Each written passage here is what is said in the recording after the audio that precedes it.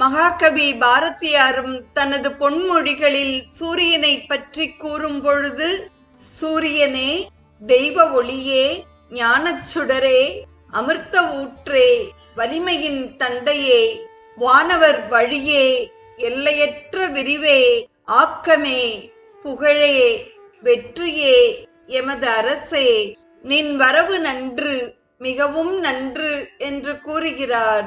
சூரியன் பரமாத்மாவினுடைய ஞான ஒளி. மித்திரன், வருணன், அர்யமான், பகன் என்ற 4 அம்சங்களை உடையவன் சூரியன். மித்திரன் அந்த ஒளியின் அன்பை குறிப்போன்.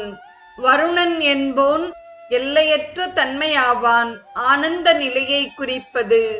அர்யமான் என்பது வலிமையை குறிப்பது. பகன் என்பது அவ்வொளியின் இன்ப உணர்ச்சியாக நிற்பவன் என்பதாக கூறுகிறார்.